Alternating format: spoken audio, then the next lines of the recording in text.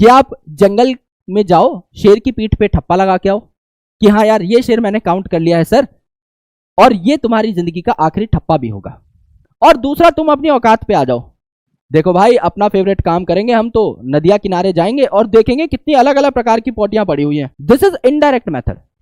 इससे तुम्हारी जान भी सलामत है, इससे तुम्हारा शौक भी पूरा हो गया पोटियां देखने का, कि वाइपर लेकर के समुद्र की लहरों को वापस भेजना है। स्पीसीज है भी ज्यादा तो उनको पता लगा पाना मुश्किल है। इतनी स्पीसीज है यार, किन किन को ढूंढोगे, है ना। प्लस नंबर ऑफ स्पीसीज बन भी ज्यादा रही है। लेट्स से कि मैं एक जंगल में गया, वहां पे 1000 स्पीसीज का पता लगा के मैं वापस आ गया। मैं अगली साल जाऊंगा तो मेरे को और नई स्पीसीज बनी हुई दिखाई देंगी, अगली साल जाऊंगा और नई स्पीसीज बनी हुई दिखाई देंगी, उसके अगले साल जाऊंगा और नई स्पीसीज बनी हुई दिखाई देंगी। यानी मेरे भाई यहां पर गड़बड़ियां बहुत है। तो इसीलिए कहा जाता है, अब एनसीईआरटी की एक लाइन समझाने के लिए इतना झमेला किया, बिकॉज एनसीईआरटी अपने आप में सागर है भाई। एनसीईआरटी में अपने आप में इतनी इंफॉर्मेशन है ना, एक एक लाइन में एक एक पन्ने का काम है। एक line is equal to a page. क्या बोला गया? Species inventories are more complete in temperate region. Temperate region में यानी जहां पर कम तापमान है वहां पर हम ज्यादा स्पीसीज, वहां पे जितनी स्पीसीज थी उनमें से ज्यादातर खोज चुके हैं। बट इन ट्रॉपिकल कंट्रीज जो टोटल नंबर ऑफ स्पीसीज है उसका एक कम पार्ट हमने खोजा है। क्यों? क्योंकि मेरे भाई वहां पर नई नई स्पीसीज निरंतर बनती जा रही हैं। इसीलिए मैंने यहां पर सारा कंसेप्ट आपको एक बार में समझा दिया। आगे भी कुछ ऐसे कंसेप्ट आएंगे, वो भी हमने यहीं पर इनकलकेट कर लिए। राइट, ये बात आपको यहां पर सीखनी थी। This page is over, now let's proceed to this page. यहां पर आपको कुछ भी याद नहीं रखना है। इस पूरे एनसीईआरटी के पन्ने के अंदर आपको सिर्फ एक तकनीक याद रखनी है। राइट, एक तकनीक याद रखनी है। समझ लो आप एक जंगल में हो और जंगल में आपसे कोई कहे कि कितने शेर हैं ये काउंट करके बताओ। अब वहां पर दो अप्रोच हो सकते हैं। पहला अप्रोच कि आप जंगल में जाओ, शेर की पीठ पे ठप्पा लगा के आओ कि हाँ यार ये शेर मैंने काउंट कर लिया है सर, और ये तुम्हारी जिंदगी का आखिरी ठप्पा भी होगा। क्योंकि तुम शेर की पीठ पे थप्पा लगाने जाओगे तो ऐसा तो नहीं है कि शेर तुम्हें कुछ नहीं कहेगा। राइट, शेर भी तो मुंह पे एक हाथ मारेगा ना भाई। और पता लगा कि तुम शेर गिनने गए थे और तुम्हारी लाश वहां पड़ी हुई है, फॉरेस्ट डिपार्टमेंट वाले अगले दिन तुम्हें ढूंढ रहे हैं कि शेर गिनने गया था हमारा सपूत, ये कहां है। राइट, तो एक तो ये है डायरेक्ट एनालिसिस कि मैं तो सारे शेर गिन के ही रहूंगा, मैं तो जनगणना करूंगा शेरों की, तो कर लो भाई जंगल में जाके। और दूसरा, तुम अपनी औकात पे आ जाओ। देखो भाई, अपना फेवरेट काम करेंगे हम तो नदिया किनारे जाएंगे और देखेंगे कितनी अलग अलग प्रकार की पोटियां पड़ी हुई हैं शेरों की, उसमें से ताजी कितनी है। आप जाके चेक करोगे कि भाई ताजा जो है आज के दिन में 11 पोटियां हैं यार, और 11 ही कदमों के निशान है, अलग अलग पग मार्क्स हैं। तो तुम्हें आइडिया लग जाएगा, अरे हाँ यार 11 अलग अलग पैरों के निशान है, 11 ही ताजा पोटियां आज की हैं, एकदम फ्रेश, है ना। तो तुम्हें आइडिया लग जाएगा कि यार ये बात है, 11 शेर आए थे, काम धंधा निपटा के गए हैं अपना। This is indirect method. इससे तुम्हारी जान भी सलामत है, इससे तुम्हारा शौक भी पूरा हो गया पोटियां देखने का, और इससे तुम्हें शेरों की एक इनडायरेक्ट गिनती भी पता लग गई। क्योंकि दुनिया में कोई नहीं कह रहा मेरे भाई कि अगर 12 शेर हैं तो 12 ही गिनो। आपको एक आइडिया भी लग जाए कि हाँ 10 11 12 है, ठीक है यार, दुनिया में इतना ही अगर हो जाए तो बहुत है। परफेक्शन किसी को नहीं चाहिए, ठीक है।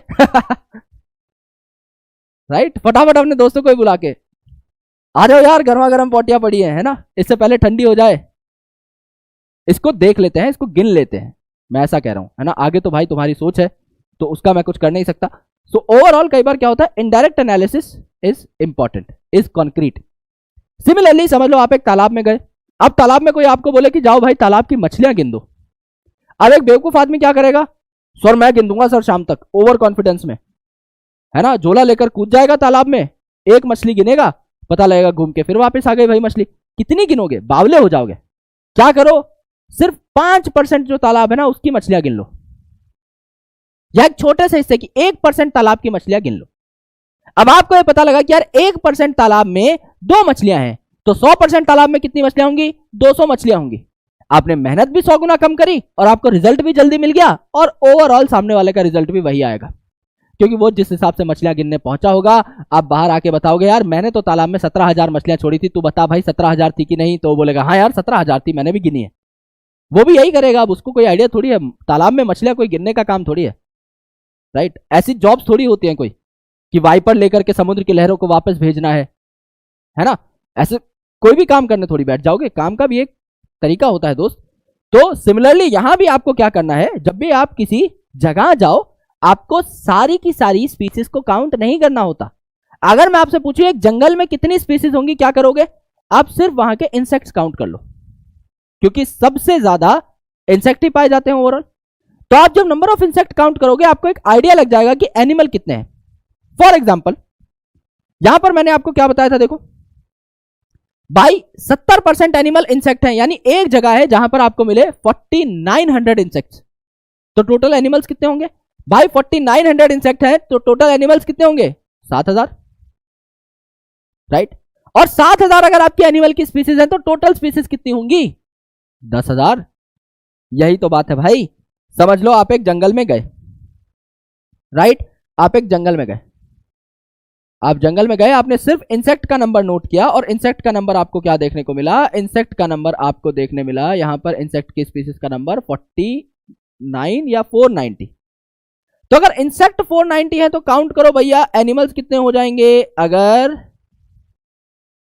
7 एनिमल्स होते हैं तो उनमें से 4.9 इंसेक्ट होते हैं, तो टोटल आपके 490 इंसेक्ट हैं। तो एनिमल कितने हो गए? 700 स्पीसीज एनिमल्स की। टोटल नंबर ऑफ स्पीसीज कितनी हो गई उस जंगल के अंदर? मोटी मोटी 1000 स्पीसीज हो गई। ये डेटा हमारे पास कॉन्क्रीट आ गया।